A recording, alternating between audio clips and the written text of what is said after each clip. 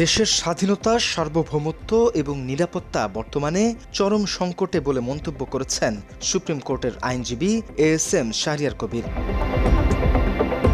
বাংলা এডিশনের এক সাক্ষাৎকারে তিনি অভিযোগ করেন, একটি সুপরিকল্পিত মহল দেশে অরাজকতা সৃষ্টির পায়তারা চালাচ্ছে বলে, আর সনাতনী ধর্মের আড়ালে হিন্দু, বৌদ্ধ, খ্রিস্টান ঐক্য পরিষদ ব্যানার ব্যবহার করে যারা মুসলমানদের বিরুদ্ধে উস্কানি দিচ্ছে তাদের অনতিবিলম্বে চিহ্নিত করার দাবি জানান তিনি।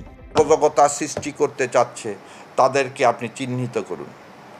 আর এই সনাতনী ধর্মের নামে হিন্দু বৌদ্ধ ঐক্য পরিষদ এই নামে মুসলমানদের বিরুদ্ধে যারা লেলায়িত করে দিছে তাদের বিরুদ্ধে আপনি এখনই ব্যবস্থা নেন।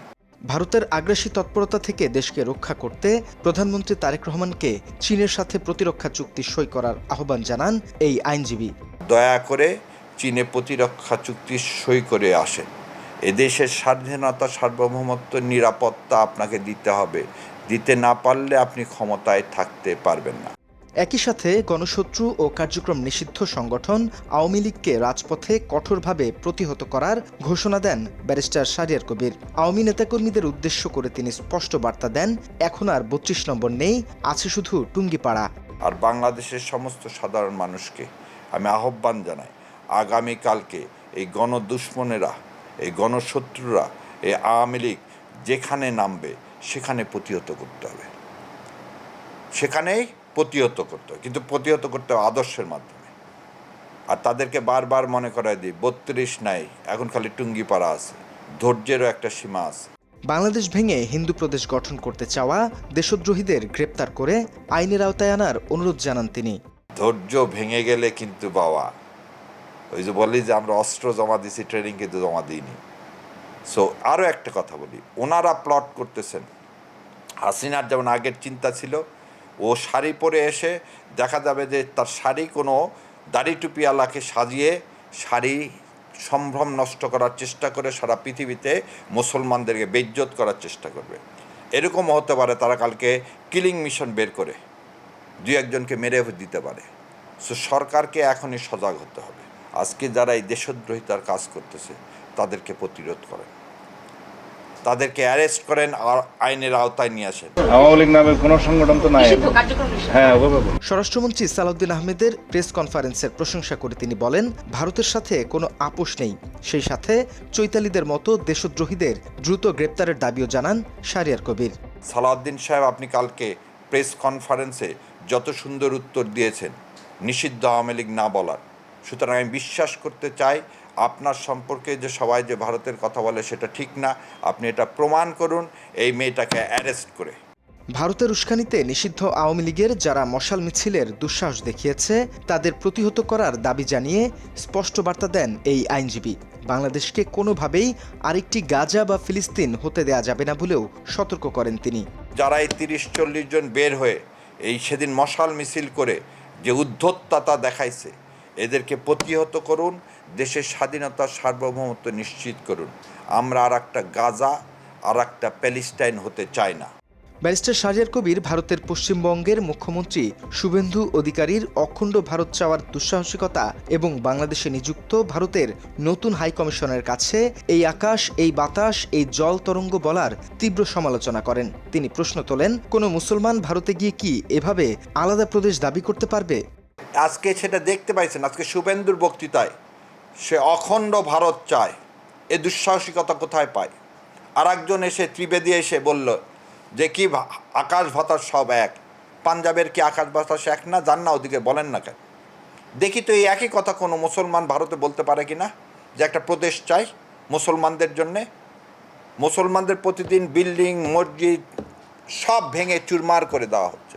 বাংলাদেশে গত ৫৫ বছর কোনো মন্দির ভাঙা হয়েছে? ভারতে বসে শুভেন্দু অধিকারী যা বলছে সেই এজেন্ডা এদেশে বাস্তবায়ন করছে আওয়ামী লীগ, এমন মন্তব্য করেন এই আইনজীবী। ও পারে শুভেন্দু বলতেছে, এ পারে এনারা বলতেছেন। কাদের ইশারায় এটা বলতেছে? তা আমরা কি ঘুমিয়ে থাকবো জাতি? বাত ব্যথা, প্যারালাইসিস কিংবা আর্থ্রাইটিস, আধুনিক ফিজিওথেরাপি ও পুনর্বাসন চিকিৎসায় নির্ভরযোগ্য নাম DPRC। ভারতের আধিপত্য ও ষড়যন্ত্রের হাত থেকে রক্ষা পেতে জুলাইয়ের মতো করে আবারও দেশবাসীকে বিপ্লবের জন্য প্রস্তুত হওয়ার আহ্বান জানান শাহরিয়ার কবির। আমরা এখন ঘুমন্ত জাতি, সেই জাতি জেগে ওঠেন। এই জাতি যেভাবে জুলাই মাসে জেগে উঠছিলেন ৩৬শে জুলাই, আপনি বিপ্লবের জন্য প্রস্তুত হন। এই রাজনৈতিক বিশ্লেষক ক্ষোভের সাথে আরও জানান, ভারতের পেইড এজেন্টরা শকুনের মতো দেশের মানচিত্র খামচে ধরেছে, তাদের প্রতিহত করার হুঙ্কার দেন তিনি। আর নীরবতা নয়, নীরবতা ভাঙুন, রাস্তায় নেমে আসুন, এদেরকে প্রতিহত করুন, কিন্তু সেই প্রতিহতর জবাব হতে হবে অবশ্যই অহিংসার মাধ্যমে, সশস্ত্রভাবে না। ভারত যুদ্ধের প্রস্তুতি নিচ্ছে বলেও অভিযোগ তার। আমরা তো বলিনি কোনোদিন কোনো জায়গা দখল করার কথা। ভারত যেভাবে এই অস্ত্র শস্ত্র ব্রিগেড সব কিছু নিয়ে এসে জমা করতেছে রংপুরের পাশে, আর আমরা চুপচাপ থাকবো, এটা হতে পারে না। এবারের প্রশ্ন আমাদের জীবিত থাকা, এবারের প্রশ্ন আমাদের অস্তিত্বের। আমরা প্যালেস্টাইনের মতো ইসরায়েল যেমন চারদিকে ঘিরাও করে নিয়ে মারছে, নিষ্পেষিত করছে, আজকে ভারত সেই প্ল্যান করতেছে। আমরা সেই প্ল্যানের মধ্যে পড়বো কি পড়বো না, এই উত্তর আজকে আপনাকে জানতে হবে। সম্প্রতি ভারতের নির্দেশে বাংলাদেশে হিন্দু বৌদ্ধ খ্রিস্টান ঐক্য পরিষদ এর নাম দিয়ে দেশকে বিভক্ত করার অরাজকতা চলছে, এমন মন্তব্য করেন শাহরিয়ার কবির। আপনারা দেখবেন একটা সাম্প্রদায়িক সম্প্রীতির বাংলাদেশে একটা অসাম্প্রদায়িক চেতনার হিন্দু বৌদ্ধ খ্রিস্টান ঐক্য পরিষদের নামে দেশকে আজকে বিভক্ত করে দেশে আজকে একটা অরাজক পরিস্থিতি সৃষ্টি করা, দেশের সাম্প্রদায়িক সম্প্রীতি নষ্ট করার জন্য, হিন্দু মুসলমানের মধ্যে বিভেদ আনায়নের জন্য দেখবেন রাস্তায় কতিপয় লোক নেমেছে। পলাশবাড়ি থেকে মুসলমানদের চলে যাওয়া, রাম মন্দির সরিয়ে নিলে পিঠের চামড়া থাকবে না, এসব বলে উস্কানি দেওয়া হচ্ছে। এছাড়া শহীদ ওসমান হাদিকে জঙ্গি ট্যাগ ও ৫ আগস্টকে একদল পুলিশ হত্যা দিবস ঘোষণা করলেও সরকার কেন নীরব, তা নিয়ে প্রশ্ন তোলেন এই আইনজীবী। একজন বললেন পলাশবাড়িতে যেখানে ইচ্ছা না হলে মুসলমানরা এখান থেকে চলে যাক। এই ৯১% মুসলমানের দেশে এই ধরনের কথা বলছেন। কেন বলছেন?